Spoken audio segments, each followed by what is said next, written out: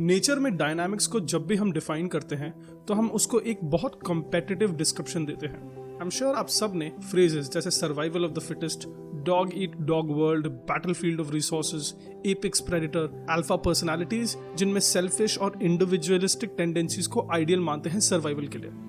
In a nutshell nature को एक competition की तरह डिफाइन करते हैं, a zero sum game, I win you lose. Actually में नेचर एकदम ऐसा काम नहीं करता। असल में ह्यूमन सोसाइटी की तरह ही वाइल्ड में भी सारे डायनामिक्स फ्रेंडशिप और कोऑपरेशन के बेसिस पे ही फंडामेंटली बने हैं। हम लोग की टेंडेंसी है कि हम अपने आप को जानवरों से बहुत अलग मानते हैं। हमारी भाषा में भी ये कई जगह दिखता है, जैसे जब हम कहते हैं जानवरों वाली हरकतें मत करो, या फिर गालियों में भी ये टेंडेंसी देखने को मिलती है। अगर आप किसी से आर्ग्यू करेंगे इस बात पे तो एक कॉमन पॉइंट ये आता है कि ह्यूमन ट्रेट्स जैसे सेंस ऑफ फेयरनेस, विवेक शक्ति, सही और गलत में फर्क जानना, या एम्पैथी, दूसरों की केयर करना, रूल्स फॉलो करना, पनिश करना जो रूल्स को फॉलो नहीं करते, दूसरों की मदद करना, दूसरे के लिए काम करना, एटसेट्रा एटसेट्रा, ये सब ट्रेट्स एनिमल में नहीं दिखते। एक्चुअली में ऐसा नहीं है। इनफैक्ट ये सारे ट्रेट्स सभी प्राइमेट्स में अलग अलग कैपेसिटी में दिखता है। इनफैक्ट ये ट्रेट्स ही इंग्रेडिएंट्स हैं किसी भी टाइप के सोसाइटी और कल्चर को बनाने में। ह्यूमंस की तरह ही एनिमल्स में भी स्पेक्ट्रम के दोनों एंड के बिहेवियर्स को नोटिस कर सकते हैं, हीरोइक बिहेवियर भी और विलन बिहेवियर भी। एक्सट्रीमली पॉजिटिव और एक्सट्रीमली नेगेटिव बिहेवियर दोनों दिखते हैं।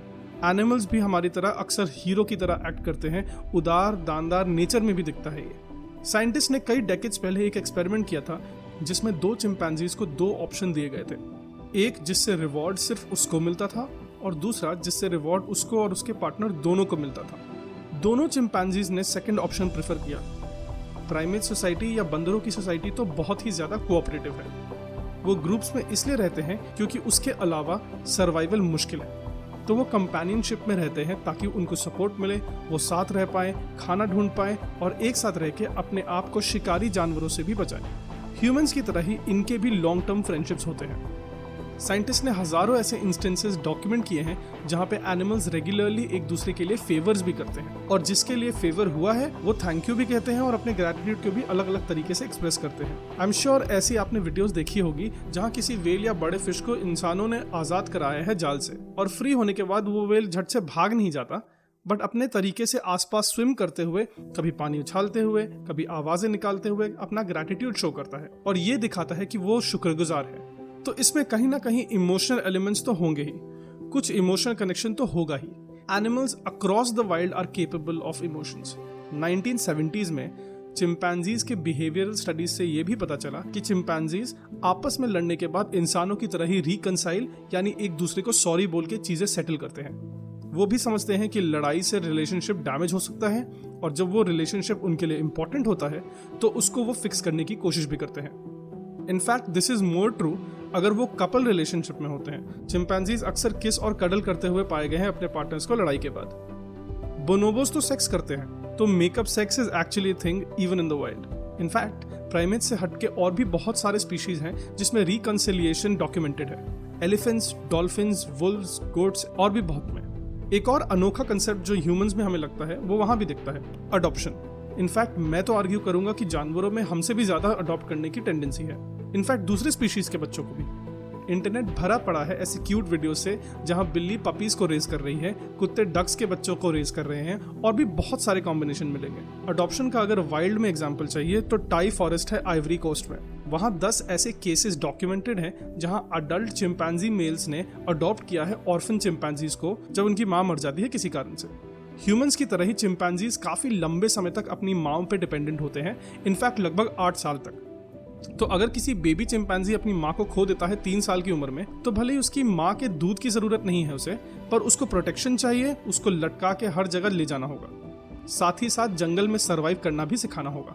क्या खाते हैं, क्या नहीं खाते हैं, किन जानवरों से भागना है, बचना है, ऐसी चीजें। और अडल्ट मेल्स इनको रेस करने के लिए वॉलंटियर करते हैं। एक कंप्लीटली एल्ट्रुइस्टिक उदार टाइप का बिहेवियर है ये, क्योंकि बच्चा पालना एक बहुत बड़ी लाइबिलिटी है और ये सिर्फ चंद महीनों की बात नहीं है, सालों की बात है। और अगर डार्विनियन और इवोल्यूशनरी लेंस से देखे तो इंडिविजुअल लेवल पे उस मेल चिंपैंजी को उसका कोई भी फायदा नहीं। इनफैक्ट उसके लिए चीजें और बेसिक सर्वाइवल और भी हार्ड हो जाता है, बट वो फिर भी करते हैं। अगर फ्लिप साइड पे देखें तो विलेनस नेचर के और एक्सट्रीमली पैथोलॉजिकल और नेगेटिव बिहेवियर भी दिखेगा एनिमल्स में। चिंपैंजीज को एग्जाम्पल के तौर पे फिर से ले लेते हैं। It is very common in chimpanzees कि वो ट्राइब के नेबर्स की जान ले लें। इन जनरल चिंपैंजीज काफ़ी अग्रेसिव जानवर हैं, स्पेशली स्ट्रेंजर्स की तरफ। सिर्फ दूसरे स्पीशीज के ही नहीं, अपने स्पीशीज में भी उनका बिहेवियर फैमिली मेंबर्स की तरफ कंप्लीटली उल्टा होता है। इसीलिए एक तरह से चिंपैंजीज काफ़ी अच्छे टेम्पलेट है ह्यूमन बिहेवियर का, क्योंकि ह्यूमंस में भी हम स्ट्रेंजर्स को अवॉइड करते हैं, अपने बच्चों को अनजान आदमी से बात करने के लिए मना करते हैं। इनफैक्ट रेसिज्म और कास्टिज्म भी शायद इस बिहेवियरल कॉन्स्ट्रक्ट में रूटेड है। बट फिर वहां बात आ जाती है बोनोबोस की, जो ह्यूमंस के उतने ही क्लोज रिलेटिव्स हैं जितने चिंपैंजीज। और जब स्ट्रेंजर बोनोबोस मिलते हैं तो वो साथ मिलजुल के रहने लगते हैं, इनफैक्ट सेक्स भी करते हैं। एक तरह से हमारे हॉर्नी जेनेटिक कजन्स हैं ये। तो इनका रिएक्शन चिंपैंजी से एकदम उल्टा होता है। पॉइंट यह है कि ह्यूमंस अपने प्राइमेट कजन्स से बहुत दूर नहीं है। इनफैक्ट 95% चीजें और बिहेवियरल पैटर्न्स हम जो शो करते हैं वो हमारे जेनेटिक कजन्स में भी पाया जाता है, दूसरे प्राइमेट्स में भी पाया जाता है। उस सेम ऑब्जेक्टिव को अचीव करने के लिए हमारे तरीके जरूर अलग हो सकते हैं, पर एक फंडामेंटल लेवल पे हम प्राइमेट्स जैसे ही हैं।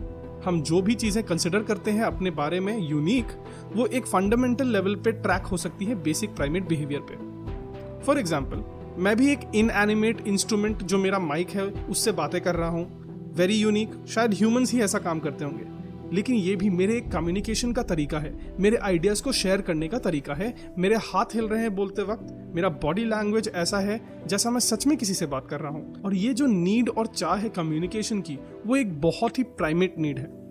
बेसिकली हमने कल्चरल और टेक्निकल अचीवमेंट को अपने प्राइमेट बिहेवियर के फाउंडेशन पे आगे बढ़ाया है। तो अगर आप चाहते हैं कि मैं ऐसे ही माइक में कंटिन्यूसली आपसे आइडिया शेयर करने के लिए बड़बड़ाता रहूं, तो प्लीज लाइक, शेयर और सब्सक्राइब जरूर कीजिएगा। हम आपको अपनी अगली वीडियो में मिलेंगे, तब तक के लिए सोचते रहो।